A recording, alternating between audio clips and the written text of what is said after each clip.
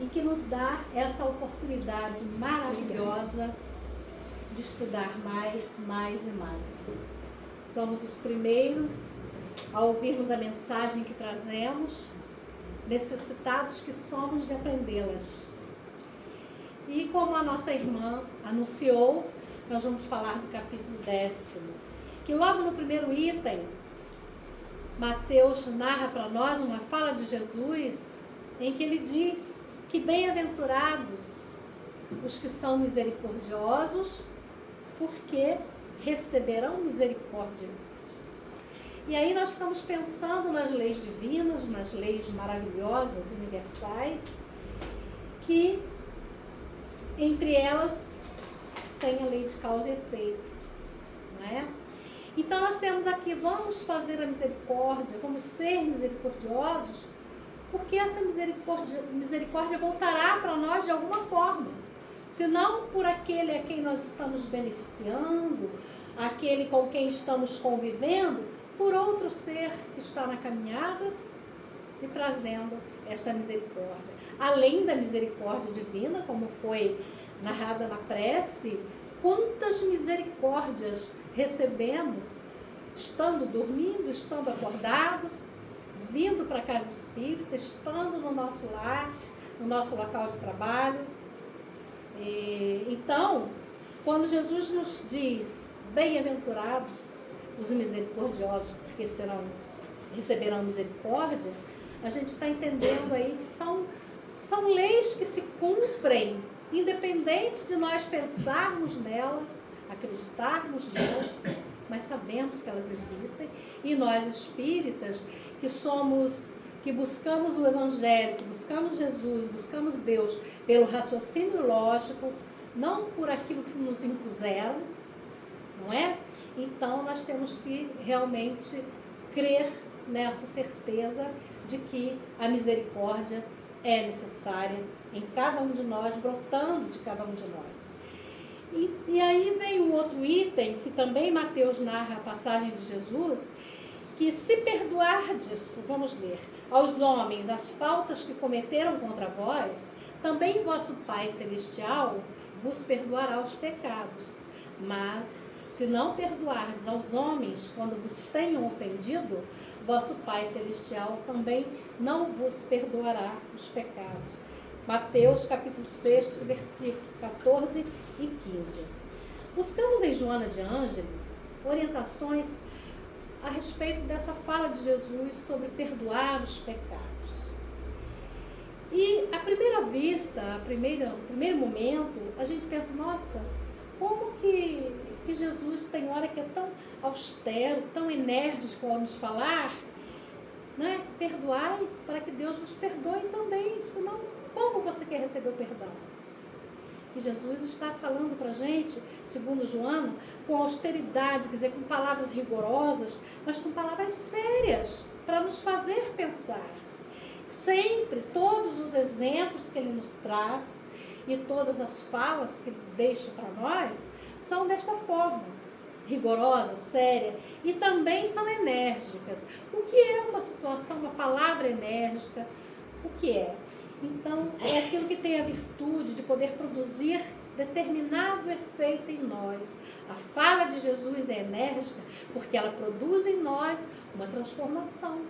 Quando nós já estamos prontos a ouvi-lo, como estamos, nós já começamos a nos modificar a partir do momento que ouvimos essas palavras.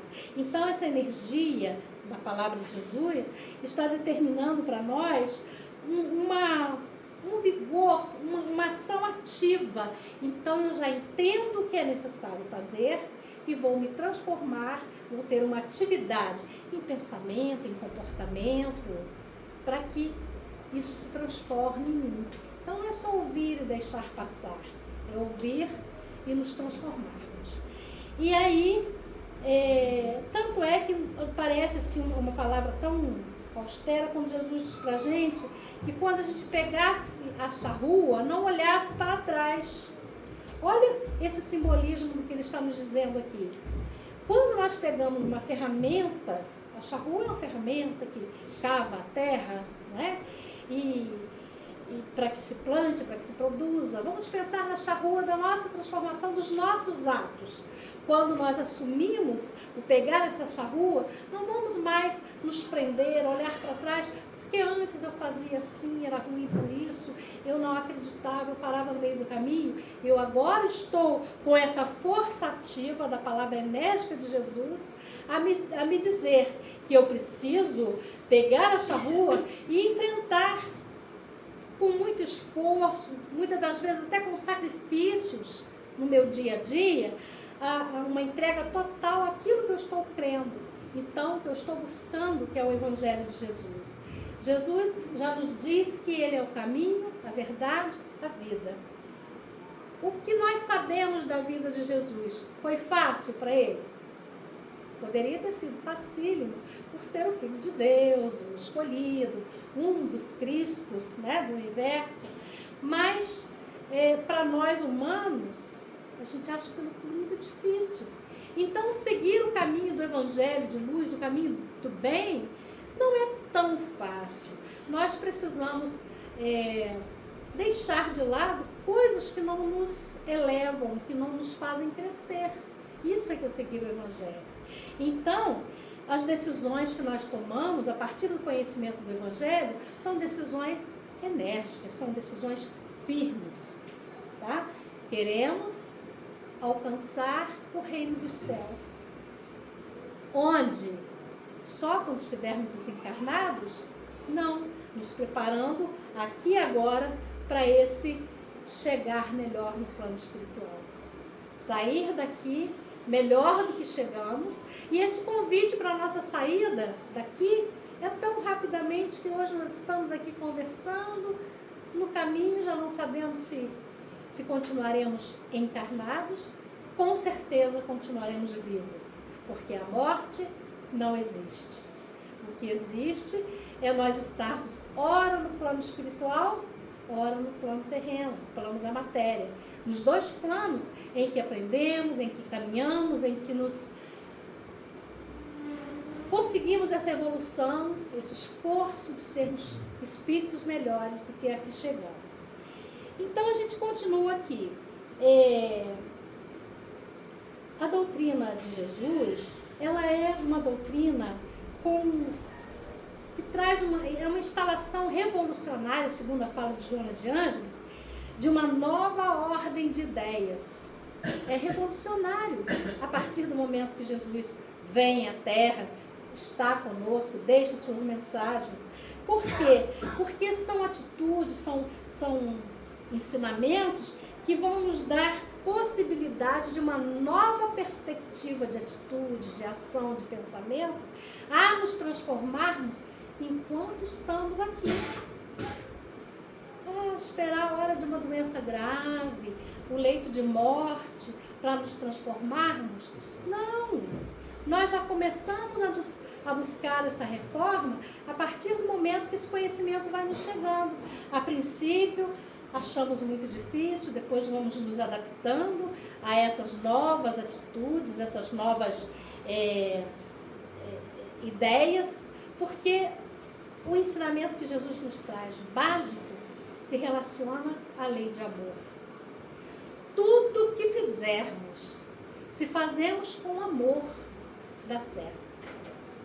Podemos ser julgados de bobos, de imaturos, de iludidos, porque quando nós também não críamos com tanta segurança, também pensávamos assim. É um direito do nosso irmão de caminhada pensar diferente de nós.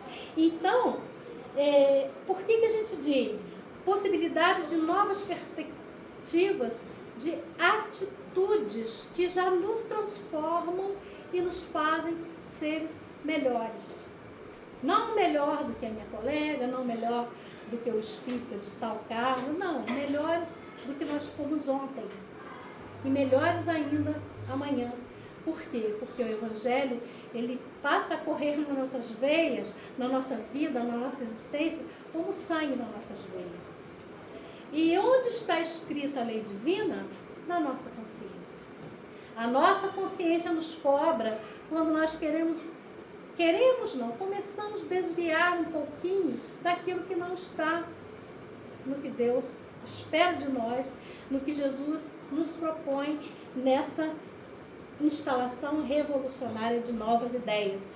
As ideias de que sejam feitas atitudes e pensamentos baseados no amor ao próximo, na igualdade, na justiça, todas aquelas leis divinas que nós já ouvimos falar, já conhecemos. Então, a gente tem aqui no item 3, ainda, Mateus capítulo 18, versículos 15, 21 e 22, essa passagem é muito conhecida. Se contra vós pecou um irmão, ide fazer-lhe sentir a falta em particular, a sós com ele. Se vos atender, tereis ganho o vosso irmão. Então, aproximando-se de Jesus, disse-lhe Pedro: Senhor, quantas vezes perdoarei meu irmão quando houver pecado contra mim? Até 7 vezes? Respondeu-lhe Jesus: Não vos digo que perdoeis até 7 vezes, mas até 70 vezes 7. E aí a gente fica pensando, né? Quando não éramos espíritas, há mais de 30 anos, pensávamos toda vez em fazer a continha dos 7 vezes 70. Olha, tão fácil, né? A gente faz de cabeça. Mas aquilo ficava, meu Deus, e tem que contar todas essas vezes. E aí era estudar ao pé da letra, porque não tínhamos um olhar mais maduro a respeito do Evangelho. O que Jesus está dizendo a Pedro? O seu irmão pecou uma contra você, 2, 3, 7. Ele vai pecar muito mais. Porque você e seu irmão estão em níveis diferentes de aprendizado, em situação diferente de aprendizado. Muitas das vezes para nós fica difícil perdoar o nosso irmão, porque nós queremos que o nosso irmão tenha o nosso pensar, o nosso agir, o nosso compreender.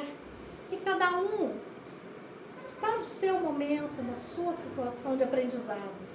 E aí temos que entender que quem está ferindo é que é o doente. E o que é que nós fazemos? Passamos uma vida, isso acontece entre pais, casais, pais e filhos, irmãos, uma vida esperando a desencarnação ou não esperando, com aquele ódio, aquela mágoa de um irmão que nos fez algo que machucou, que doeu, mas que às vezes nem machucou tanto, mas a minha verdade, o meu ser, me impede de entender que aquele irmão está doente, está pedindo socorro, está precisando ser ouvido, precisando às vezes do meu silêncio, na hora da bronca, da raiva, precisando às vezes da minha prece silenciosa, precisando da minha paciência. Falando em paciência, eu acredito que todos aqui tenham muita, não é o meu caso. Então, a gente fica achando que o irmão nos magoou, então que ele tem que pagar.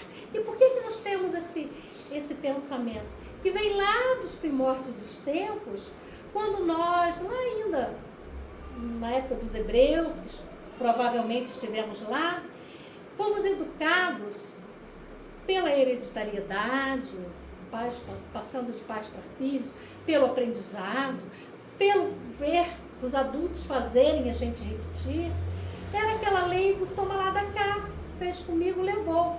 Porque nós éramos tão mais atrasados, nós, humanidade, tão mais ignorantes, ou seja, desconhecedores das leis divinas, que nós entendíamos que se tinha farinha pouca, o meu pirão, primeiro, era o meu umbigo, era eu, o centro do universo. Então, mas por que isso? Porque nós éramos ainda tão presos ao que precisávamos ir aprendendo para entendermos como se lida em sociedade, não é? E essas outras leis. Então, nós fazíamos o quê? Muito egoístas. E não aceitávamos. E víamos, bom, a família tal tinha ódio da família tal. E aí aquilo, gerações que se destruíam Isso até bem pouco tempo, as novelas mostram isso, os romances mostram isso, a vida de alguns conhecidos mostra isso. Às vezes até na nossa família tem uma história assim meio esquisitinha. Então, nós fomos aprendendo e repetindo. Aprendendo e repetindo. Mas aí vem Jesus revolucionando a forma de viver, a forma de agir, de sentir, com o amor. E aí a gente pergunta, mas como é que eu vou amar, agradar, andar de braços dados, sair junto, comer à mesma mesa com um irmão que me fere tanto? Jesus não nos pede em nenhum momento vivermos com hipocrisia, com fingimento, mas Ele nos ensina e exemplifica que nós precisamos agir diferente. Se aquele irmão nos magoa, nós não seremos o que vamos dar continuidade àquela mágoa. Não vamos ficar guardando isso, porque quem guarda ódio, dor e sofrimento é aquele que vai adoecer também. Quantas coisas nós deixamos de viver, de maravilhosas, porque nós estamos com uma mágoa guardada no nosso coração. Um exemplo bem simples. O pai briga com a filha que já tem netinhos, ele já tem netinhos. Ou há uma briga entre eles, não importa onde começou. Quantas vezes esse pai, esse avô, terá perdido a chance de ver o crescer de um neto, o sorrir de um neto, receber o abraço de um neto, da filha, a filha do pai, do próprio pai. Por quê? Porque eu tenho a minha verdade, eu não admito. E lendo de um psicólogo há poucos dias, e não me lembro o nome do psicólogo, muitas vezes quando nós odiamos, que não é um sentimento do bem, que deveríamos sentir, nós odiamos aquele que a gente não conhece, não sabe como é. E quando nós sentimos mágoa, não é que seja bom, tá, gente? Mas quando nós sentimos mágoa, é porque alguém que nós amávamos, confiávamos, nos feriu. Então a dor, para quem sente ou ódio ou mágoa, tem um nível diferente de volta para si mesmo, nesse sentido. Se eu odeio, eu não quero nem saber, não estou sabendo. Não estou convivendo, não sei de nada a respeito. E se eu estou magoado, é alguém que eu esperava tudo de bom, e quando eu menos esperei, veio aquela dor, aquele ferimento, aquele sofrimento. Então a mágoa é de alguém que a gente não esperava. O ódio, às vezes, é até gratuito. E os dois são sentimentos muito ruins, ódio e mágoa. Por isso nós estudamos o Evangelho, por isso nós buscamos em Jesus os exemplos, as palavras, as fórmulas de seguirmos melhores cada vez mais do que já fomos. Então a gente vem aqui, quer ver? Olha, continuando, essa possibilidade de nos transformarmos, que Jesus nos dá com essa revolução que Ele traz da lei de amor, é uma possibilidade de nós já nos transformarmos enquanto estamos encarnados. Porque já diz Jesus que nós temos que fazer as pazes com o nosso irmão enquanto estamos com ele na caminhada. Quer dizer, enquanto estamos reencarnados, juntos aqui, nessa existência. Porque se a gente desencarna com ódio, com mágoa, com rancor, o que vai acontecer? Nós vamos levar para o plano espiritual tudo que estamos vivendo aqui. Porque plano espiritual ninguém fica santo na hora que desencarna, ninguém fica bonzinho, ninguém fica pior do que é. É uma continuidade daquilo que nós já fazemos. Então, enquanto nós estamos no corpo físico, enquanto nós estamos tendo a oportunidade de ler, de estudar, de ouvir, de comparar, vamos fazer esse esforço, não é? E para que quando a gente diz, na palavra de Joana de Ângeles, quer ver, possibilidade de perspectivas para uma existência física como um preâmbulo daquela natureza espiritual que teremos depois. Então, são convites diretos, são convites de Jesus decisivos na nossa vida, quando Ele diz: perdoai, para que sejam merecedores do perdão. Olha que convite que Ele nos faz. Ele convida e dá uma razão para a gente entender sobre isso, não é? E aí, nessa base da doutrina que Jesus nos traz, que é o amor, e esse amor vem de onde? De Deus, o Criador de tudo e de todos. e já nasce onde? Dentro de cada um de nós. Então, essa tal centelha divina que é falada, é essa semente do bem, do amor, da paz, da fraternidade, que está em todos nós. O maior dos criminosos tem em si a semente do amor e da paz. Haverá um tempo, 10 anos, 100 anos, 50, 10, 20, nessa reencarnação, na outra, um tempo em que ele acordará para deixar desabrochar em si este amor que está ali íncito, nasceu com ele. Ele só não soube ainda se modelar, se modificar para estar fazendo esse bem e aceitando o crescimento desse bem dentro de si. Continuando aqui, a gente pensa em Pedro, né? Pedro é um pouco da repetição do que somos, impulsivos. Fez, levou. O que ele fez com a orelha do soldado? Passou a espada, né? Cortou. E Jesus na hora, Pedro, guarde a sua espada, não faça isso. E Jesus na mesma hora reconstruiu lá a questão da orelha do soldado.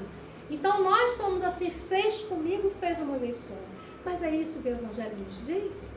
E o nosso irmão está tão necessitado também de ter um pouco de misericórdia, de receber a nossa caridade. O que é a caridade? Segundo entendia Jesus, é benevolência para com todos, indulgência para com as imperfeições alheias. Indulgência, peraí, hoje é ele, ontem fui eu, e amanhã, se eu estiver na mesma situação, tá? E perdão das ofensas. Não vamos ficar de fingimentos, mas também não vamos desejar o mal, não vamos ficar bem, em equilíbrio, se soubermos que o nosso irmão está caminhando positivamente, mesmo aquele que nos machucou, que nos feriu. Tem uma passagem aí, numa parte do Evangelho, que diz o seguinte: quando a gente analisa bem a fundo aquela mágoa que nós recebemos, no primeiro momento a impressão que temos é que somos a vítima. Mas se não fomos um algoz nessa existência, podemos ter sido na outra. Quem sabe em outra existência nós fizemos muito mal para aquele alguém e ele ainda guarda lá no seu íntimo essa repetição dessa dor, dessa mágoa. Mas voltando para essa vida agora, não vamos para tão longe, quantas vezes quando o irmão falou comigo, eu já fui preparada a dizer um não, a olhar de cara feia, a criticar, a esperar, quer ver como é que ele vem para brigar? Claro que ele vai brigar. Estou armando um ambiente negativo, uma sintonia negativa. Então, vem o irmão, oh meu Deus, eu preciso ter um olhar mais caridoso para ele. Respira, toma tal da água da paz, né? Enche a boca da água, fica quietinho. Não engole não, quando der vontade de responder, porque com água na boca não dá para falar, a não ser que a gente cuspa. Aí vai fazer uma sujeira, né? Então, vamos lá. Continuando aqui desses 3 itens, a gente se lembra de Chico Xavier. Tem que falar sobre Chico, né? Chico Xavier, tem um texto aqui do Lindos Casos de Chico Xavier, de Ramiro Gama, intitulado Perdoar e Esquecer. Alguém já disse que a falta do perdão e do esquecimento de injúrias tem sido a causa de muito fracasso na prova de todos nós. Então, se nós não perdoamos, se nós guardamos isso como lei para a nossa existência, nós vamos provavelmente falir mais uma vez. É isso que está dizendo. Então, muitos irmãos perdoam, dizem, mas não esquecem as ofensas recebidas. Perdoei, mas esqueceu, não esqueci. Não é? Ninguém nunca fez isso, né? Isso aqui é o livro que está dizendo, né?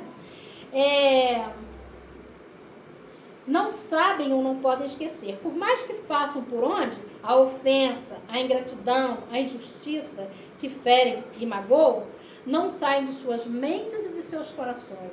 E nós sabemos que aquilo que não sai da nossa mente, do nosso coração, vai se transformar em doença psicossomática, né?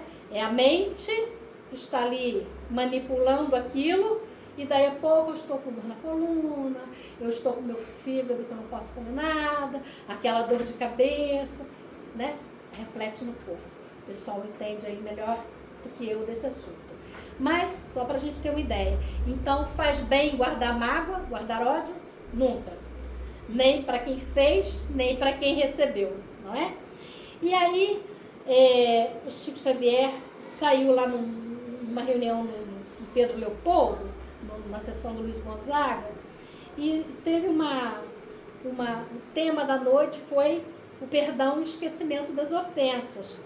E aí, no caminho de casa, eles iam para a casa do irmão André de Chico Xavier, aí o Chico contou uma história sobre ele, e foi interessante. Há uns 20 anos, aproximadamente, um irmão, a quem eu ajudara muito, conhecido, um irmão, me ofendeu de uma forma muito dolorosa.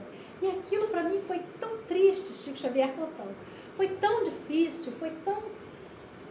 Mas eu fui para casa, há 20 anos atrás, com o coração tão apertado, e me calei na hora da ofensa e pedi a Jesus para me ajudar a não guardar mágoa pelo ofensor.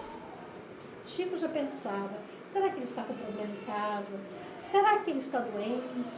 Será que o que está atrapalhando o mau humor do meu irmão, né? O humor do meu irmão, que ele está com mau humor? Chico arranjava todos e pedia intensamente a Jesus que ele não guardasse mágoa no coração e que também esquecesse aquele assunto.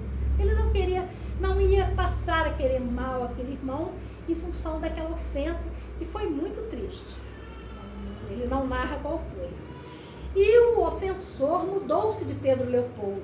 Anos passaram, anos. Ele está dizendo que isso aconteceu há mais de 20 anos. Vamos imaginar o tempo. Chico saía sempre da casa espírita, indo na cidade lá de Pedro Leopoldo, que dizem que é uma cidade pequena. Quando deparava-se com um certo homem, o homem se esquivava, escondia, fingia que não viu, atravessava a rua. E Chico pensava, eu conheço esse homem de algum lugar, mas eu não consigo saber quem é. Até que um dia cruzaram no mesmo caminho, e Chico se aproxima dele, dá aquele abraço apertado nele e diz, meu irmão, por que você foge tanto de mim? Se eu lhe magoei, se aconteceu alguma coisa, por favor, me perdoe, eu não tenho noção do que houve. E aí o irmão diz para ele, o tal ofensor, diz para ele, não, Chico, eu é que tenho muita vergonha de olhar para você, porque o que eu fiz com você não me fez nada, eu me lembro, fez sim, há 20 anos, e tal situação, e narrou a história para o Chico. O Chico falou, então foi por isso, para de fugir de mim, e o abraçou intensamente, dali eles passaram a ser amigos novamente. Talvez a gente não esteja assim, no patamar evolutivo de Chico Xavier ainda, mas olha que bonito, é um bom exemplo, não é? Então ele abraça e diz assim, quer ver, ó, eu é que estou ofendido da ofensa que ele fez. Ofensa? Não me lembro. Quando? Em que lugar? Há uns 20 anos atrás, ali no bar. E aí tem a conversa, né? Então, abraçamos-nos e de novo, caminhamos de mãos caminhamos como bons irmãos. E essa lição vem nos comover, segundo a narrativa, porque tinha sido o tema falado naquela noite. E aí eles fecharam o assunto e aprenderam na casa espírita com um fato real que aconteceu com o Chico. Tem outra história do Chico também que nós gostamos muito, é do benfeitor Júlio Maria. Todo mundo já ouviu essa história, né? Júlio Maria é um padre que morava em Manhumirim, Minas. E Pedro ali, Chico e Pedro Leopoldo.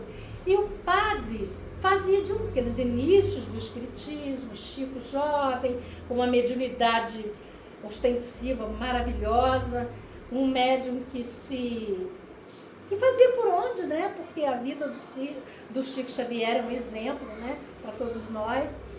Então, o padre fazia de tudo em desmoralizar, criticar tudo que acontecia. Esse padre preocupado, né, com os seus seguidores e tal, então o padre fazia de tudo. E aí ele criticava não só Chico Xavier, como Emmanuel, que é o mentor do Chico, que ditava aquelas mensagens maravilhosas, aqueles tantos livros que nós sabemos.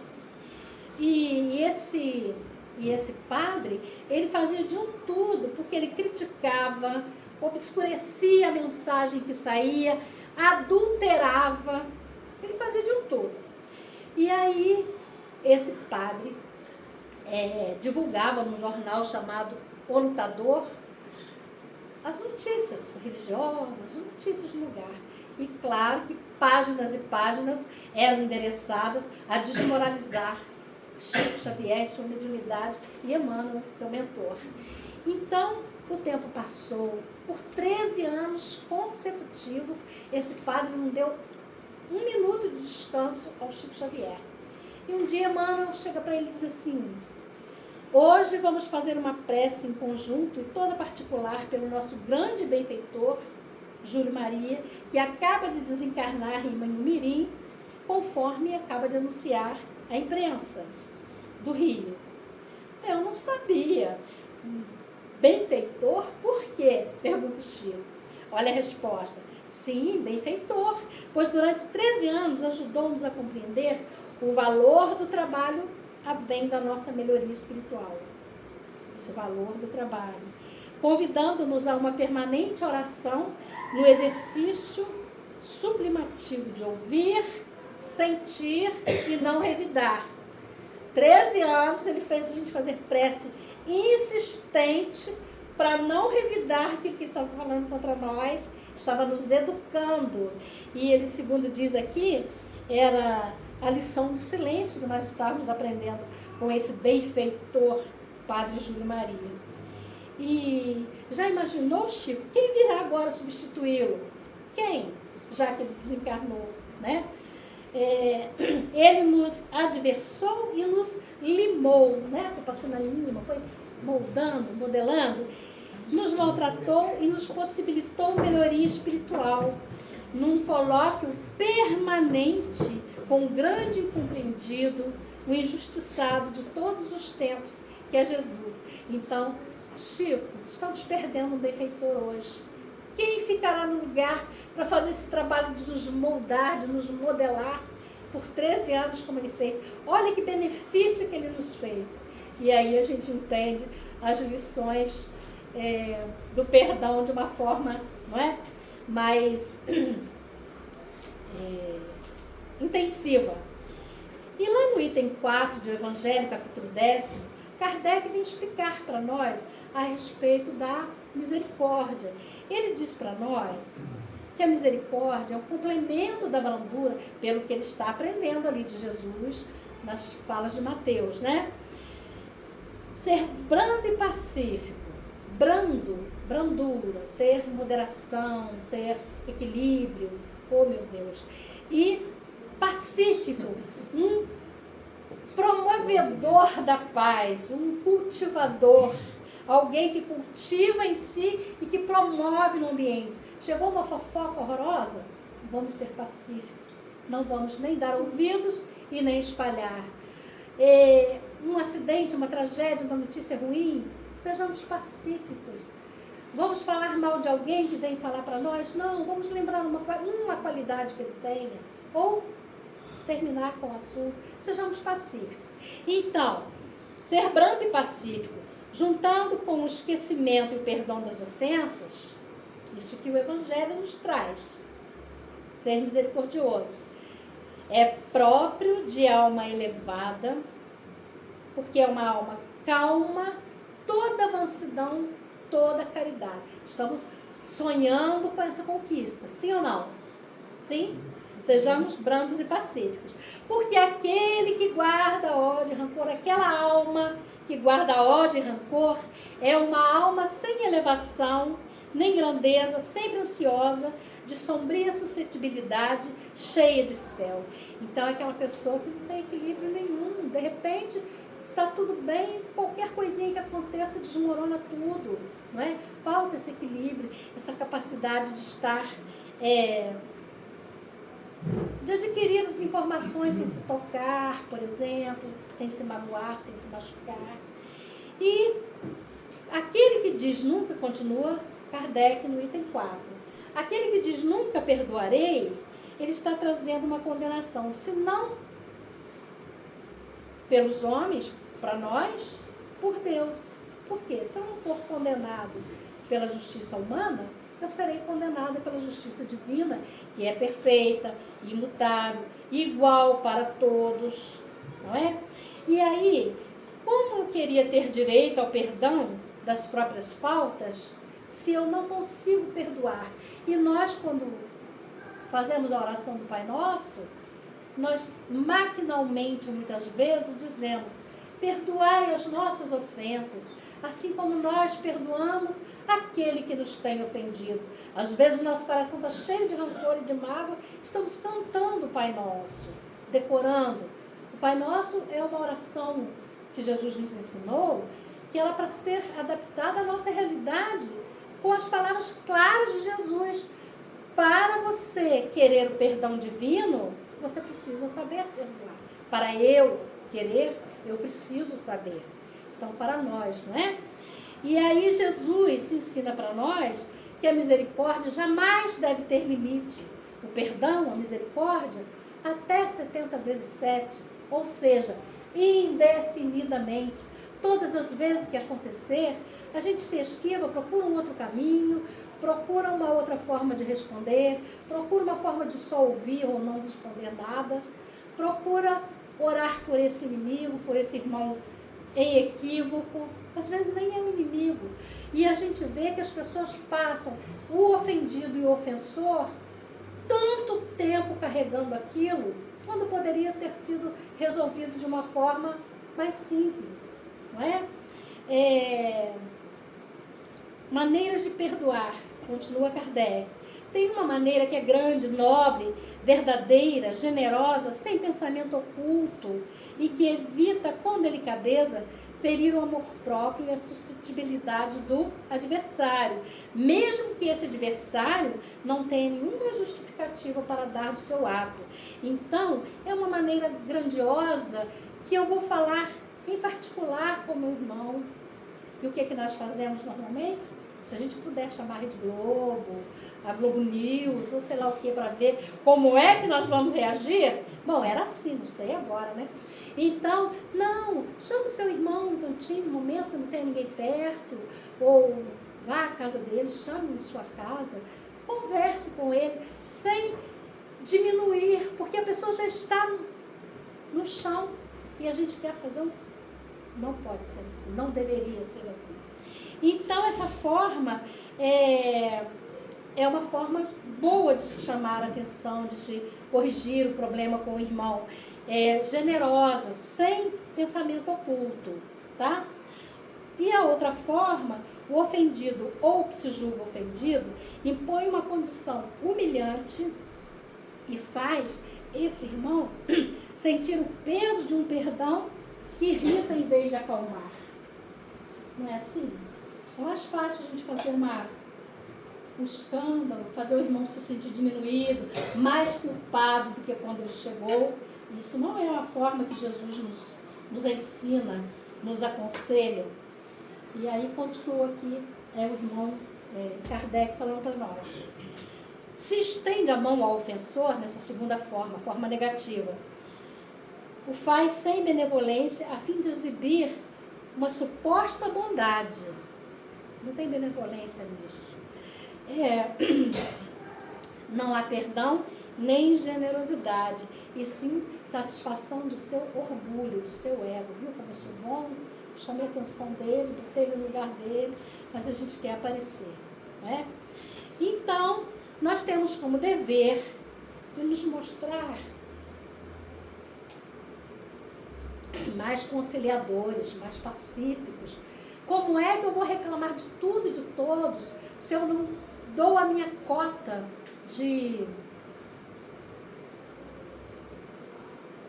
participação em algo muito bom, de paz, de equilíbrio, de perdão, de generosidade, de menos orgulho, de menos egoísmo, porque a gente ainda tem algum. Nós estamos aqui para aprender. Aqui é a nossa escola. A gente sabe que a terra é escola, é prisão, né? Por que ela é escola? O que a gente aprende? É prisão, porque nós ficamos aqui enquanto precisamos aprender. E aí, quando nós agimos dessa forma, sendo mais conciliadores, mostrando mais desinteresse, mais caridade, verdadeira grandeza de alma, aí a gente vai conseguir alcançar, adquirir a simpatia de pessoas até imparciais. Nossa, como a fulana foi boa, ela foi tão magoada, e viu como o Chico foi maravilhoso. 20 anos depois ele já havia esquecido. Como nós ficamos simpáticos ao Chico Xavier pela atitude que ele tomou, não é verdade? Então que a gente possa tentar ser assim também. Tem uma história aqui do irmão Hilário Silva, de Tocaia. É uma história pequena, do livro Verdade. Depois eu vejo o nome do livro, que eu tenho que colar aqui, esqueci agora. O Espírito da Verdade. A história se chama de Tocaia. Um irmão espírita saindo de São Paulo, que lá também tem a Avenida de São João, saindo de um estudo, ele ia visitar um doente em algum lugar e leva o seu evangelho assim. Tá? Não estava orando não, ele queria desequilibrar, andava assim. E o irmão de Tocaia dá um tiro nele, o confunde com alguém. Só que o tiro pega no evangelho. E aí polícia, rebuliço, grito, prende, não prende, multidão, pessoal à volta. Vocês já viram quando acontece uma coisa ruim, como é que no mesmo momento aparece gente de todo lado? E aí o tal irmão, assustado com o tiro, não por ser espírita, mas ele estava indo com uma intenção boa de levar uma palavra de oração, talvez uma visita fraterna a algum doente. Ele estava imbuído de boas coisas em si, e já devia ser alguém bem bonzinho. Então ele fica assustado, porém não revoltado, né? Eu não sei se velhinho não ficaria revoltado, mas o irmão é um modelo. Aí, o que ele faz? Polícia, tal e tal e tal. E o rapaz, por favor, foi acidental, eu não queria atirar em você, desculpa, não é você. Aí, o irmão, que usa o evangelho em todos os momentos da vida. Então vamos ver o que é que o evangelho está dizendo. Abriu no capítulo 10º, o versículo 2º, versículo 3º, item 3º, naquela passagem que diz que nós devemos perdoar até 70 vezes 7. Capítulo 10º, aquela conversa de Jesus, né, com Pedro. Aí o rapaz diz, olha, aqui está dizendo que eu não devo guardar mágoa, que eu não devo, realmente você está pedindo desculpas, e eu vou te perdoar, porque você não queria, foi acidental mesmo. Aí o rapaz se ajoelha diante dos policiais e tal, e vencido, ajoelhar não era por um ritual, mas vencido por aquela situação de estresse, e diz, olha, é que nós devemos perdoar até 70 vezes 7, né? Quer dizer, indefinidamente. Já que essa que saiu na lição, eu confesso a vocês, eu estava aqui de tocaia, porque eu estava aguardando a passagem do meu irmão, que por brigas de herança, problemas familiares, eu saí perdendo e eu jurei que eu ia acabar com a vida dele. Mas agora, ouvindo essa lição, eu prometo que eu não vou fazer. Aí vai responder pelo tiro que deu e tal, mas promete que não vai guardar esse ódio do irmão. Já dividiu, já aconteceu, eles que se entendam para lá, né? Então essa história está lá do Hilário Silva, muito boa. Tem uma outra história que eu trouxe para vocês, um pouquinho longa. Todos nós conhecemos o livro Mensageiro, ou Mensageiro, Os Mensageiros, que deu origem ao segundo filme do Nosso Lar 2. Obrigada, querida. Então, Aniceto está com sua equipe visitando no plano espiritual os postos de atendimento. E vocês viram essa história no filme, já leram o livro, mas nós vamos repetir um pedaço para vocês.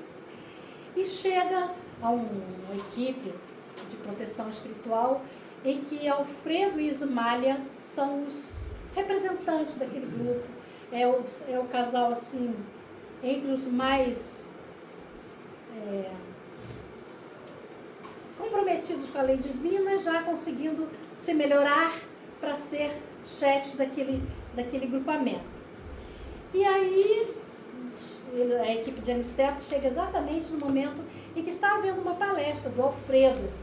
E o Alfredo está narrando que isso era 1944, um ano antes de terminar a Segunda Guerra Mundial, que começou em 39 a 45, e falando das dificuldades que estão havendo tanto no plano espiritual quanto no plano material dos encarnados, quantas desavenças, quanto ódio, quanta confusão, e que tem sido muito trabalhoso para os amigos espirituais dar conta de tanto sofrimento, esse atendimento que fazem lá do plano espiritual para nós, encarnados, e para os outros. E aí a Ismália servia um lanchinho, né, bem para espírito, aquela coisa frugais, né, e gostosa e tal. Então, ele diz: ainda bem, Alfredo, que você tem ao seu lado uma acompanhante maravilhosa, tão doce, tão humana, e que te auxilia nessa dificuldade, e aos outros irmãos que fazem atendimento. Aí o Alfredo: você que se engana, meu irmão. Ela é a representação do céu, de tudo que o céu espera de nós. E eu sou a representação do ser humano, né? Do lado humano, que é ainda cheio de mazelas. E ela não, já uma evolução. E ela vem uma vez por mês, é permitido que ela venha me ajudar nesses trabalhos, e nos trabalhos de atendimento, porque eu ainda não sou merecedor da presença constante de Ismália. Isso é o Alfredo falando. Porque nós viemos ao mundo para sermos um casal, para levarmos uma vida juntos. Mas eu aprontei na última encarnação. E aí ele conta, que é linda a história, é o item 17, lá dos mensageiros, quem tem os mensageiros em casa leia. Eu aprontei na última encarnação, porque ela era uma mãe dedicada, uma mulher amorosa, etc, etc. Uma esposa maravilhosa. Eu era um trabalhador bem-sucedido e tal, feliz, com filhos e tal, mas só que eu me deixei levar pela calúnia. Eu fiquei vigilante e deixei que a calúnia fizesse parte da minha existência naquela época. Então, um amigo nosso, lá da família, chamado Paulo, frequentava o ambiente com toda a intimidade e nós tínhamos um grande apreço a ele. E a minha esposa foi assediada por ele todo o tempo, mas tão boa que ela não quis falar comigo para não me deixar triste, decepcionado com o amigo, e nunca deu, vamos falar numa linguagem popular, nunca deu confiança para aquela atitude do irmão, do Paulo. E por ter sido rejeitado, ele engendrou uma desordem na vida do casal, comprando criados, fazendo tudo que ele podia, e inventou uma situação de um amante na casa do Alfredo. Ismália, no final do dia, esgotada, no tempo que a mulher, tanto quanto hoje, mas talvez muito mais, tivesse que dar conta de tantas coisas, no final do dia ia deitar, repousar, dormir tranquilamente. Então, quando Alfredo é chamado para entrar no quarto, o Paulo tinha contratado alguém para se fazer passar por ladrão, que pula a janela, na hora que o Alfredo entra, e o Alfredo fica revoltado, porque vê que ela dorme com semblante de sereno, semblante de alguém que não tem nada a temer, né? E aí pula a janela, deixa um ladrão, deixa um chapéu rico para mostrar que era o amante que frequentava a casa, porque o Paulo já tinha feito essa notícia lá. E aí Alfredo, em desequilíbrio, grita, ofende a mulher, sacode, tenta bater, espancá-la, mas uma força o impede de agredi-lo. Ele não entende até hoje que força foi essa que segurou o braço dele, porque ele ia fazer uma destruição ali, além da destruição moral que estava fazendo. E no outro dia cedo ele toma a atitude de levá-la para devolver na fazenda dos pais, sem direito a despedir-se dos filhinhos, sem levar nada que ela construíra com ele. e vai aquela mulher derrotada, assim, humilhada, porém mais calada do que outra coisa. Ela não tinha o que dizer, ela não podia falar. E aí, 2 anos depois, ela desencarna pela decepção, desilusão, abandono do esposo e saudade dos filhos, com tuberculose. Ele, no dia seguinte de toda essa tragédia, muda-se para fora do país, contrata uma governanta, cria os filhos lá. 2 anos após, recebe notícia que a esposa tinha sido enterrada, e aí ele retorna. Mas nunca procurou saber, com aquela mágoa, aquele ódio da Ismália, aquele ódio, e tudo por uma calúnia, por uma invigilância dele, de não ter conversado com a esposa, não ter... Bom, e o tempo passa, ele já envelhecido, doente, com o coração cheio de ódio, de mágoa da esposa. Um dia, chamado ao leito de morte de Paulo, o traidor, o caluniador, a lhe pedir perdão, porque ele armara toda aquela situação e que a Ismália não era merecedora de nada aquilo, e se ele o perdoasse, que ele não podia morrer assim, e assim vai a história.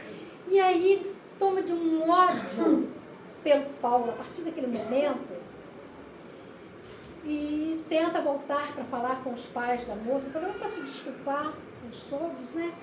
Mas aí ele desencarna antes disso. E vai para o plano espiritual e fica aquela perseguição, isso que tem que resolver enquanto estamos a caminho. Porque senão a gente leva a perseguição para o plano de lá, né?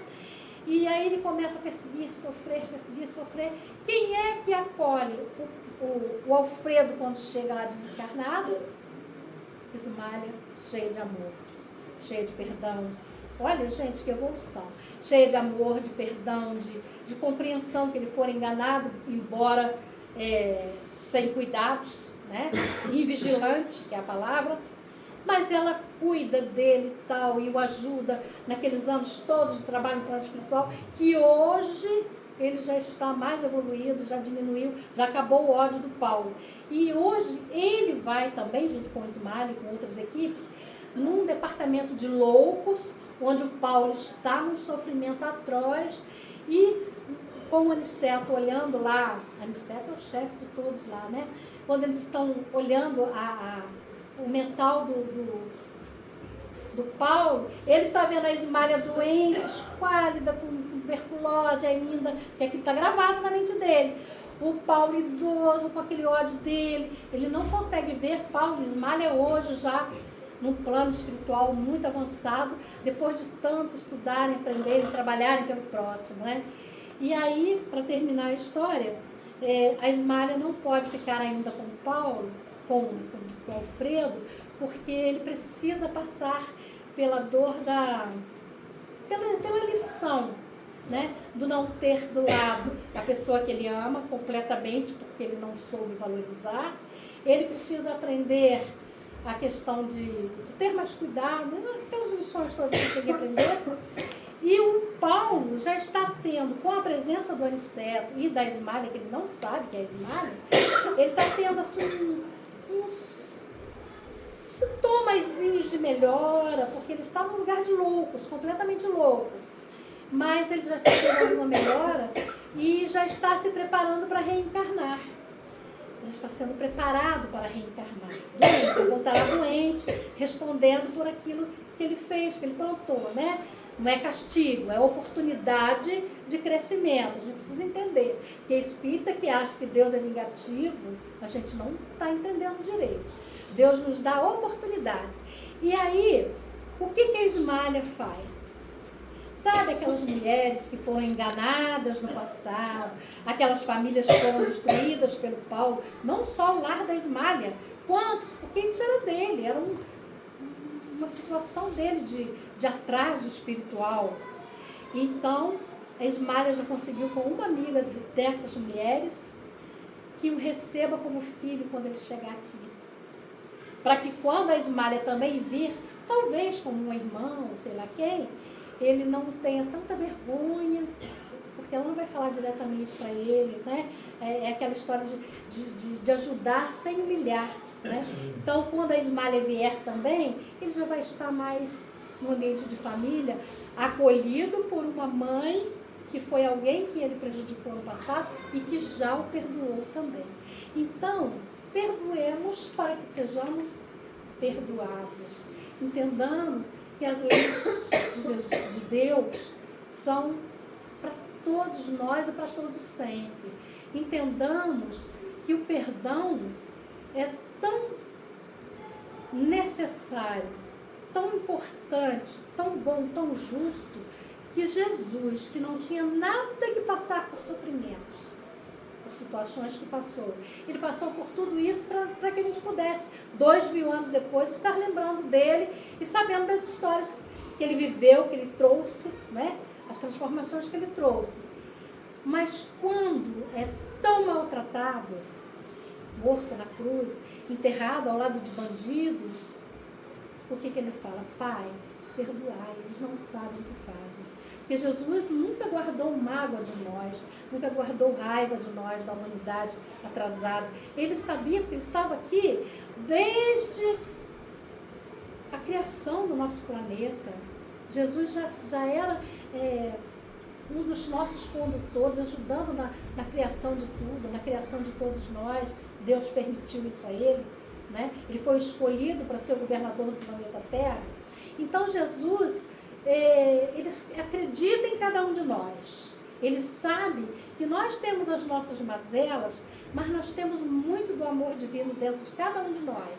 E sabe que por mais difícil que esteja hoje, nós sabemos também que por uma dificuldade que estejamos passando, uma dor que venhamos sentindo, isso tudo passa, porque nós estamos aqui para evoluir, para sermos bons, para continuarmos filhos de Deus que somos, melhores do que aqui chegamos.